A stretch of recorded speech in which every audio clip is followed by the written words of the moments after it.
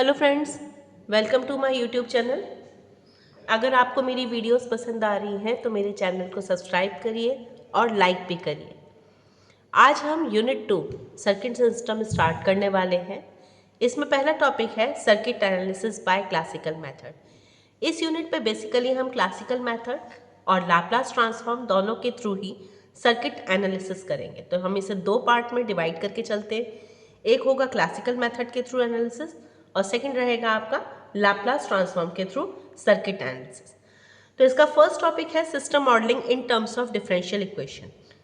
जब हम classical method के थ्रू एनालिसिस करते हैं तब हम सर्किट को सबसे पहले डिफाइन करते हैं कि एक सर्किट किस तरीके से दिखता है।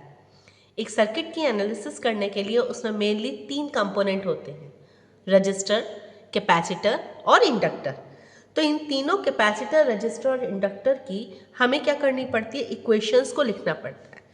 तो अगर हम उन इक्वेशंस को मैथमेटिकल डिस्क्रिप्शन के थ्रू लिखें तो हम एक तरह से कहते हैं कि उस सर्किट का मॉडल हमने क्रिएट कर लिया है। The process of obtaining the desired mathematical description of the system is known as modelling. तो अब एक डिफरेंशियल इक्वेशन जो ऑब्टेन करेंगे, यानी इनकी इक्वेशन लिखेंगे और जो ऑब्टेन करेंगे वो हमारी basically initial conditions, final conditions, इन सब से इनबिल्ट होगी। और जब एक बार इनिशियल और फाइनल कंडीशन क्लियर हो जाए, स्पेसिफाई हो जाए, तो हम फाइनल एक्सप्रेशन ऑब्टेन कर सकते हैं। तो हम वैसे तो हमारे पास कंट्रोल सिस्टम, सस्पेंशन सिस्टम, बहुत सारे सिस्टम रहते हैं, लेकिन हम बेसिकली हमारे लिए इलेक्ट्रिकल सिस्टम की मॉडलिंग करेंगे। एक इलेक्ट्रिकल सिस्टम में कोई भी इक्वेशन को रिप्रेजेंट करने के लिए हमारे पास में आर, एल और सी थ्री कंपोनेंट्स हमारे पास अवेलेबल होते हैं। और ये जो बेसिक एलिमेंट्स होते हैं या कंपोनेंट्स होते हैं, इनकी वोल्टेज इक्वेशन को अगर हम लिखना चाहें तो दो तरीके से लिखी जा सकती है, एक वोल्टेज इक्वेशन और एक करंट इक्वेशन। जब वोल्टेज इक्वेशन की बात करें तो यूजुअली हम एक वोल्टेज सोर्स लगाते हैं इनपुट पर और इंटरनल सर्किट में जितने भी वोल्टेजेस क्रिएट होते हैं उन सबको ऐड कर देते हैं।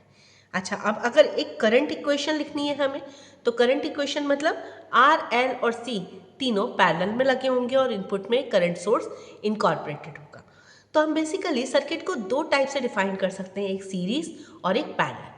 तो सीरीज सर्किट में अगर हम वोल्टेज इक्वेशन देखना चाहें तो कैसे दिख रही है, देखिए आर, एल और सी तीनों सीरीज में लगे हुए हैं, एक वोल्टेज सोर्स लगा है। तो वोल्टेज सोर्स के अक्रॉस वोल्टेज यानी वीटी, ये वीटी किसके इक्विवेलेंट होगा, तीनों कंपोनेंट के अक्रॉस जो वोल्टेज होगा यानी कि वीआरटी, वीएलटी, वीसीटी। अब आपको पता है कि अगर इसमें करंट एक आईटी फ्लो कर रही है तो वो करंट आर में भी सेम होगी, एल में भी सेम होगी, सी में भी सेम होगी। तो इसके अक्रॉस पोटेंशियल का फॉर्मूला होता है V इक्वल्स आई आर, यानी R इंटू आई टी। एक इंडक्टर के अक्रॉस वोल्टेज का फॉर्मूला होता है L D i by D T, यानी L क्या है, इंडक्टेंस इसकी, और D i by D T मतलब जो करंट चेंज हो रही है वो डिफाइन करी जाएगी d i by D t से। C के अक्रॉस पोटेंशियल का फॉर्मूला होता है 1/c integration i d t, that is written here. तो इस तरीके से हम किसी भी सीरीज आरएलसी सर्किट की मॉडलिंग इस तरह कर सकते हैं। इसी की जगह अगर हमारे पास में पैरेलल आरएलसी सर्किट होता तो क्या करते, हमारे पास में एक करंट सोर्स लगा होता, ये करंट सोर्स के साथ में पैरेलल में तीनों कंपोनेंट लगे होते हैं। दो भी लगे हो सकते हैं लेकिन हम मैक्सिमम जैसा भी बन सकता है आपको एक एग्जांपल लेकर चल रहे हैं। तो मैक्सिमम केस में हमने क्या करा, आर, एल और सी को हमने पैरेलल में लगा दिया। जब हम आर, एल, सी को पैरेलल में लगाएंगे तो ये जो करंट है ये करंट डिवाइड हो जाएगी इसमें, इसमें और इस तीनों ब्रांचेस में, यानी आई आर, आई एल, आई सी। इसलिए हमने लिखा I T equals I R, I C और आई एल टी। अब इसके क्रॉस कर, इसके थ्रू करंट क्या होगी, वोल्टेज जो इसके क्रॉस होगा, सपोज हमने वी टी कंसिडर किया है और क्योंकि ये पैरेलल में है इसलिए वोल्टेज इसके क्रॉस, इसके क्रॉस, इसके क्रॉस सिमिलर होगा। तो हमारे पास में इस ब्रांच में करंट क्या हो गई, voltage across this divided by R, V t upon R, plus इस ब्रांच में यानी कि इधर करंट क्या हो गई हमारी 1/L integration we D T, और इसके अक्रॉस पोटेंशियल क्या हो, हमारा करंट क्या हो गई C D v by D t. ये हम लोगों ने 12th में पढ़ रखा है ये सारे फॉर्मूलाज। फिर भी आपकी रिकॉल कराने के लिए मैं यहाँ पर रिवाइज कर रही हूँ फॉर्मूलेस की एक लिस्ट को। ये फॉर्मूले वही हैं जो यहाँ पर मैंने आपको एग्जाम्पल समझाए हैं, लेकिन कन्फाइंड वे में एक ही जगह पर है, क्योंकि इन फॉर्मूलेज में हमने इनिशियल कंडीशंस को इनकॉर्पोरेट नहीं किया। अब देखिए, अगर मेरे पास में पैरामीटर कौन कौन से हैं, 3, आर, एल और सी, कंपोनेंट्स 3 हैं, तो उनके करंट वोल्टेज रिलेशन क्या होंगे? आर का तो आपको पता ही है, वी इक्वल्स आई आर, तो V equals I into R. ठीक है। एक इंडक्टर को आपको क्या पता है कि एक इंडक्टर के अक्रॉस पोटेंशियल क्या होता है? V L equals L D i by D T. अब ये L D i by D t से अगर करंट निकालना चाहते हैं तो हम क्या करेंगे? एल का इसमें डिवाइड कर देंगे और फिर दोनों की तरफ इंटीग्रेट कर देंगे, तो क्या निकल के आएगा? 1/r integration V L T D T. अब यहाँ पर एक टर्म आ गया है आई एल 0 + टी। आप सबको पता है कि एक इंडक्टर शॉर्ट सर्किट की तरह से बिहेव करता है जब फाइनली चार्ज हो जाता है, और एक कैपेसिटर एक ओपन सर्किट, एक वोल्टेज सोर्स की तरह से बिहेव करता है जब वो फाइनली चार्ज हो जाता है। यानी हम मान के चल सकते हैं कि एक इंडक्टर अगर फुली चार्ज है तो उसमें एक करंट एडिटिव होगी, और अगर एक कैपेसिटर फुली चार्ज है तो उसमें एक पोटेंशियल ड्रॉप एडिटिव होगा। इसीलिए वोल्टेज और करंट की इक्वेशंस में से इंडक्टर में करंट की इक्वेशन में और कैपेसिटर में वोल्टेज की इक्वेशन में एक एक्स्ट्रा इनिशियल चार्ज वैल्यूज रखी गई। आप इसको चाहें तो न्यूमेरिकल के अकॉर्डिंग वैल्यू 0 भी रख सकते हैं, और अगर हम ये कंसीडर करके चले कि सर्किट में हमने चार्ज कंपोनेंट लगाया है तो उस चार्ज कंपोनेंट की कुछ वैल्यू हम यहाँ लगा सकते हैं। ध्यान रखिए, इंडक्टर में फाइनल वैल्यू करंट में एडिटिव होगी, इनिशियल करंट की वैल्यू, और कैपेसिटर में वोल्टेज में एडिटिव होगा।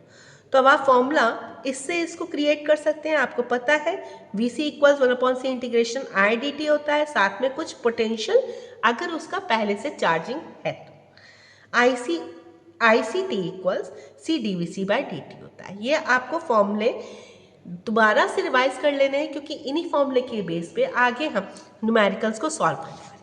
तो अब सीधे चलते हैं हम आगे सर्किट एनालिसिस पर। ये तो हमने समझा था कि एक सिस्टम को अगर हम मॉडल करना चाहें डिफरेंशियल इक्वेशन में तो किस टाइप का दिखेगा, ये एग्जाम्पल था और बेस बनाने के लिए। अब सर्किट एनालिसिस करनी है हमें क्लासिकल मेथड के थ्रू, तो आगे हम न्यूमेरिकल्स बताएंगे आपको, लेकिन पहले आपको इसका बेस क्लियर कर दें। तो इस वीडियो में सारे बेसिक क्लियर किए जाएंगे। जब हम सर्किट में एक कैपेसिटर या इंडक्टर लगाते हैं तब हम क्या करते हैं? वहाँ पर वोल्टेज सोर्स को कनेक्ट करते हैं। तो जब वोल्टेज सोर्स को कनेक्ट करने के बाद में सपोज वोल्टेज सोर्स हटा दिया अचानक से, तब ऐसे केस में एक ट्रांजिशन पीरियड आएगा।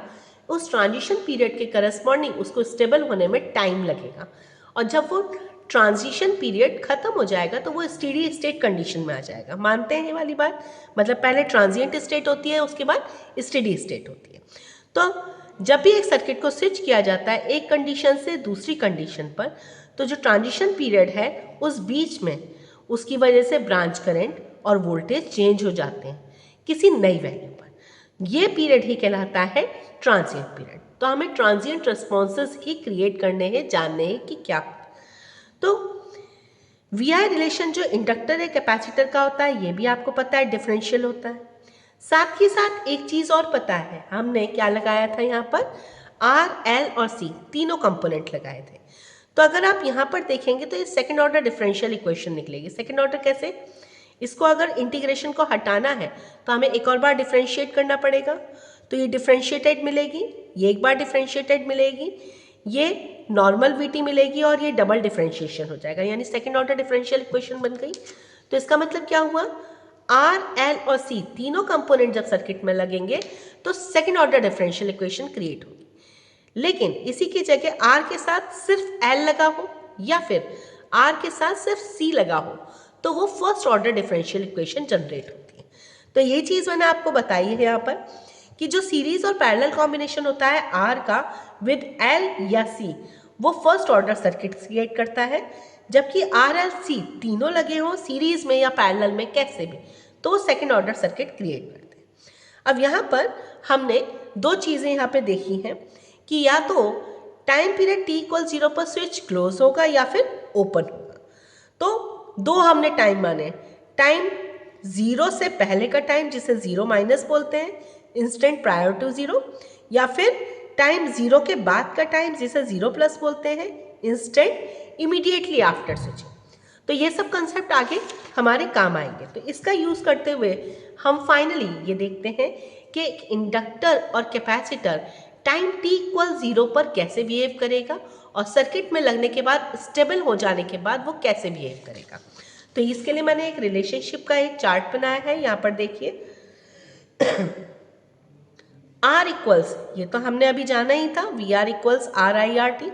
अभी L इक्वल्स भी हमने सीखा था, VLT equals LDIT over DT। मतलब V क्या है, LDI/dt, लेकिन मैंने आपको क्या बताया था कि करंट क्या है, नॉर्मल वैल्यू तो है ही, साथ में अगर वो चार्ज हो जाए तो कुछ उसकी इनिशियल चार्जिंग करंट भी। ऐसी कैपेसिटर इनिशियली अगर चार्ज है तो उसका इनिशियली कुछ वोल्टेज होगा। तो ये चार्ट वही रिपीट किया गया है जस्ट टू क्लैरिफाई कि किस तरह से रिलेशन हमने यूज करना है। अब इसी की जगह अगर हम ये देखना चाहते हैं कि इनिशियली इंडक्टर कैसे बिहेव करता है और चार्ज हो जाने के बाद कैसे बिहेव करता है, तो उसके लिए भी मैंने एक शीट तैयार करी है। ये देखिए, इसमें इक्विवेलेंट सर्किट बताया है कि एक रजिस्टर इनिशियली या after stable state same behave करता है, लेकिन एक इंडक्टर इनिशियली जब चार्ज नहीं होता है तो ओपन सर्किट की तरह बिहेव करता है, लेकिन जब वो चार्ज हो जाता है तो शॉर्ट सर्किट की तरह से।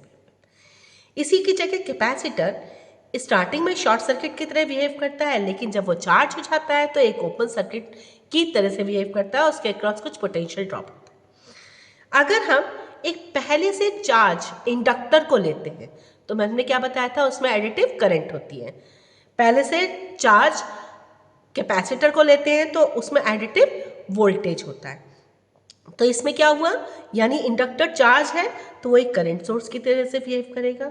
तो उसको कैसे हम शो करेंगे, स्टार्टिंग में तो वो ओपन सर्किट है इंडक्टर, लेकिन एक करंट प्रोवाइड करा रहा है, जबकि आफ्टर सम टाइम पीरियड देखिए शॉर्ट सर्किट हुआ है ना, साथ में वो करंट प्रोवाइड करा रहा है। इसी तरह से कैपेसिटर की बात करें तो कैपेसिटर एक पोटेंशियल ड्रॉप ऑलरेडी प्रोवाइड करा रहा है क्योंकि वो चार्ज है। तो चार्ज है, किस पोलैरिटी से चार्ज है इस पर डिपेंड करती है हमारी बात। तो माइनस प्लस से चार्ज है तो वो एक बैटरी की तरह से बिहेव करेगा इनिशियली, लेकिन जब वो सेटल हो जाएगा यानी कैपेसिटर एक स्टेडी स्टेट कंडीशन में पहुंच जाएगा तो वो बैटरी की तरह से तो बिहेव करेगा, साथ में वो ओपन सर्किट की तरह से भी बिहेव करेगा सीरीज में उस बैटरी। तो ये हमारा कंसेप्ट आगे बहुत यूटिलाइज होने वाला है, सबसे ज़्यादा ये और ये कंसेप्ट आपका इस्तेमाल होने वाला है। अच्छा, इसके अलावा जो हमारा जब डिफरेंशियल इक्वेशन बनती हैं तो डिफरेंशियल इक्वेशन के सॉल्यूशंस आप लोगों ने पढ़े होंगे, वो सॉल्यूशन हमारे लिए जानना बहुत नेसेसरी है। देखिए मैंने यहाँ कन्फाइंड वे में उन सॉल्यूशन को एक फ्रेम किया है। आपको क्या पता है, दो टाइप की इक्वेशंस होती हैं, एक फर्स्ट ऑर्डर और एक सेकेंड ऑर्डर। फर्स्ट ऑर्डर में भी होमोजीनियस और नॉन होमोजीनियस इक्वेशन होती है। अब देखिए फर्स्ट ऑर्डर होमोजीनियस इक्वेशन कैसी दिखती है, ये देखिए ये पैटर्न होता है dy/t over dt plus py/t equal 0। ये होता है होमोजीनियस, और नॉन होमोजीनियस इक्वेशन होगी तो क्या हो जाएगी, यहाँ पर कुछ वैल्यू हो जाएगी। तो इस तरह की कंडीशन में जो सॉल्यूशन होता है वो सॉल्यूशन क्या निकलता है yt का, k इज सम कांस्टेंट जिसकी वैल्यू हम इनिशियल कंडीशंस पुट करके निकालेंगे, k e⁻pt, जहाँ पर p क्या है, ये वाला कोफिशिएंट। लेकिन इसी की जगह नॉन होमोजीनियस की बात करें तब इस कंपोनेंट के अलावा यहाँ पर एक एडिटिव रहता है q/p, जहाँ पर q ये वाला फैक्टर है और p ये वाला फैक्टर। ठीक है, क्लियर है ये चीज। अब अगला आता है टाइप 2। टाइप 2 यानी कि type 3 second order differential equation. Second order differential equation कुछ इस टाइप की दिखेगी, d2yt over dt square plus bdy/t over dt plus cy/t। अब इसमें ए बी सी कोफिशिएंट से हमारा कोई मतलब नहीं है, हम क्या करेंगे, इसे बस सिंपल सॉल्व करके इसके रूट्स फाइनलाइज करेंगे। रूट्स या तो क्वाड्रेटिक इक्वेशन से जनरेट करेंगे या फिर direct hit and trial method से। तो रूट्स भी हमारे 3 टाइप के होते हैं। कौन कौन से रूट्स होते हैं, या तो नॉर्मल रूट्स निकलेंगे, हमने पढ़ रखा है, या फिर रिपीटेटिव रूट्स होंगे, या फिर इमेजिनरी रूट्स होंगे। इमेजिनरी और रूट्स ज़्यादातर हम यहाँ पर अप्लाई नहीं करेंगे, इसलिए अभी आपको स्टार्टिंग फेज में नॉर्मल रूट्स और रिपीटेटिव रूट्स का सॉल्यूशन समझाते हैं।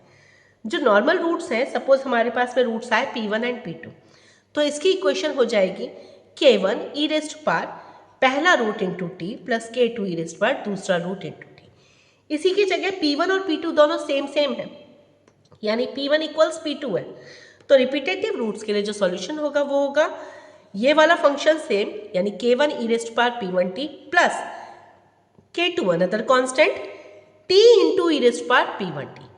तो ये जो एनकैप्सुलेटेड है आपके ब्रैकेट में चार फॉर्मूलेस, इन फॉर्मूलेस को आप याद कर लीजिए ताकि आप डायरेक्ट अप्लाई कर पाए आगे फर्दर न्यूमेरिकल्स में। आगे नेक्स्ट वीडियो में मैं आप लोगों को सीरीज और पैरेलल आरएलसी सर्किट या फिर series RL series RC circuit के ट्रांजिएंट रेस्पॉन्सेस को समझाऊंगी। तो बने रहिए मेरे साथ में आगे वीडियो में। आज के लिए थैंक यू।